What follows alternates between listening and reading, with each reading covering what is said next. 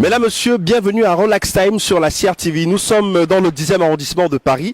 Dans un instant, nous allons à la rencontre d'un créateur de mode de renommée internationale qui a une autre passion que nous allons découvrir, la passion de l'écriture et notamment l'écriture des contes. Son nom, Iman Aïssi. Suivez-moi. Nous sommes dans le 10e arrondissement et nous sommes honorés d'être accueillis par Iman Aïssi, un grand créateur de mode.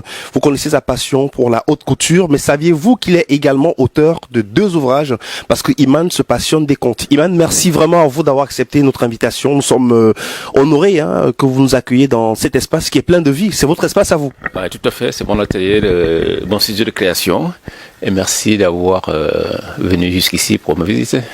Alors, ce studio de création, il faut le dire, c'est voilà, on va voir des coupes, c'est des tenues, c'est vraiment le laboratoire où Iman pense toutes ses créations. Oui, tout part d'ici, tout part d'ici. Donc, on a tous les prototypes de différentes collections, les dessins, les toiles, les commandes aussi, il y a un peu tout, les livres aussi d'inspiration, il y a de la matière. Des trophées aussi, parce que vous en avez reçu énormément depuis que vous êtes dans le monde de la mode. Oui, ils sont cachés dans un coin.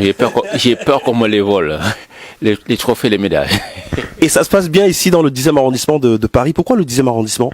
Le 10e, c'est très central déjà. Vous savez, le 10e, c'est le Châtelet n'est pas loin. Les Champs-Élysées un peu plus haut.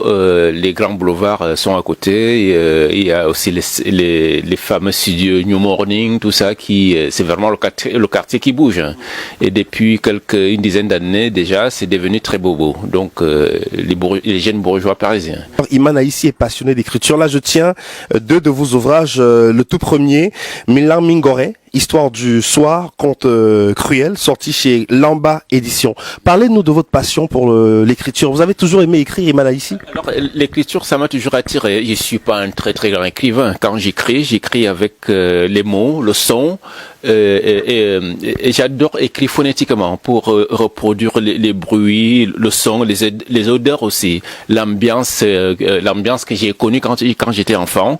Donc l'écriture, ça m'attire. Pourquoi? Parce que quand je me rappelle toujours de mon enfance, quand j'étais gamin, nos grands-mères nous racontaient les contes, les fables à l'africaine, et ça, j'ai trouvé ça extraordinaire, dont on pouvait refaire le monde ou voyager dans le temps avec les expressions, le bruit et les chants qui accompagnent aussi les contes, tout ça c'est très important. Et ça m'a aussi dirigé à ce que quand j'ai créé les vêtements ou les collections, la plupart de mes collections, il y a toujours un petit texte qui va avec. Donc j'adore créer des histoires. Milan Mingoré, Histoire du soir, c'est en langue Ewondo du Cameroun. C'était un recueil d'une vingtaine de contes qui a pour cadre, on va dire, l'Afrique imaginaire. Tout à fait, tout à fait. C'est une Afrique que j'ai pas connue, une Afrique que j'imagine aussi, une Afrique de mes grands-mères, de nos ancêtres. Mais que je relie au monde moderne, notre quotidien, des choses bien, des choses pas bien, et puis les sons, les bruits qui nous évoquent certaines choses. Donc il y a vraiment beaucoup de souvenirs, beaucoup de rappels de l'endroit là où on vit, le fonctionnement de l'humanité aussi, et le côté très moderne aussi, on le trouve aussi. Et j'avais eu la chance que la préface avait été signée par le feu Bombo Njoya, le roi Bamoun. Qu'est-ce qu'on peut retenir de Milan Mingoré? Alors, Milan Mingoré, masugo namos mbambamos, ma ding Africa, c'est Cameroun, et les amis du Cameroun. Donc, ce qu'on peut retenir sur mes recueils, c'est le fonctionnement de l'humanité. On devait faire attention déjà au globe, donc de ne pas polluer la nature davantage. Le comportement entre humains, on devrait revenir un peu recopier nos aïeux. Parce que je crois que quand on regarde les jeunes générations, il y a un truc qui ne marche plus. Bien sûr qu'il y a eu tout ce temps avec le monde high-tech, ça a évolué énormément.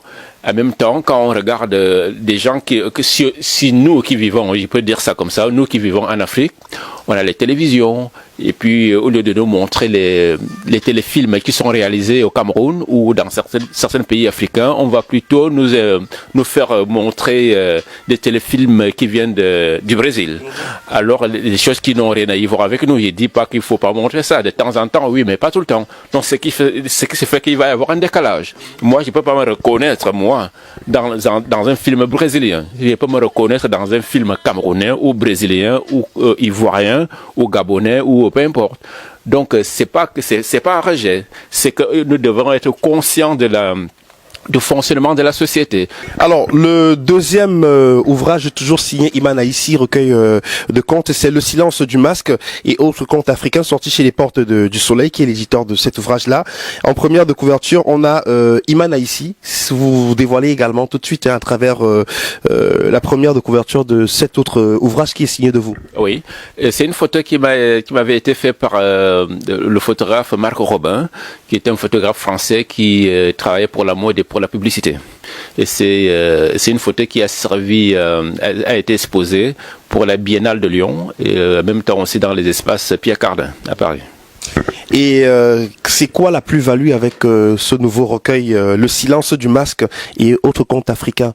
Qu'est-ce qui fait la différence avec le tout premier recueil? C'est la continuité de ma manière de compter les choses, ma réflexion envers l'humanité, les comportements, les abus aussi. J'ai des voiles sans attaquer qui que ce soit. Comment je peux appeler ça? J'interpelle les gens quand on doit revoir certaines choses. C'est une interpellation qui concerne moi-même et les autres, la société. Vous êtes dans le monde imaginaire d'Iman Aïssi. Est-ce que vous auriez pu imaginer qu'Iman est autant passionné d'écriture, de contes que de mode? Je pense qu'à travers cette édition de Relax Time sur la CRTV, vous êtes désormais fixé sur sa face cachée. Iman n'est pas que créateur de mode. À quand le prochain livre, Iman Aïssi? Je suis en train de finaliser un. Après, il faudra que je me débrouille à trouver un éditeur. Toujours des contes? Toujours les contes. Et à quand une dédicace de vos ouvrages au Cameroun? Parce que Iman, vous venez quand même du Cameroun. Hein. Beaucoup au Cameroun ne savent pas que vous écrivez des recueils de contes. Il faudra que je trouve un éditeur qui s'intéresse à moi pour me publier au Cameroun. Ou bien de rééditer certains livres au Cameroun. Qu'on ait une dédicace de ces ouvrages. Exactement. En tout cas, merci beaucoup Iman d'avoir partagé cette passion pour l'écriture des contes avec nous. Votre actualité sur le plan de la mode, c'est bientôt la Fashion Week de Paris? Bientôt la Fashion Week de Paris. Comme d'habitude, je suis pas vraiment dans le calendrier officiel du prêt-à-porter parce que les collections qui vont démarrer là, c'est le prêt-à-porter. Moi, je suis plutôt dans la haute couture. Donc, pour la saison qui démarre là, peut-être que je serai présent dans un showroom en exhibition, donc exposition pour les professionnels, mais pas de défilé, pas un show. C'était Relax Time, merci d'avoir regardé et à très bientôt avec un autre invité toujours aussi intéressant.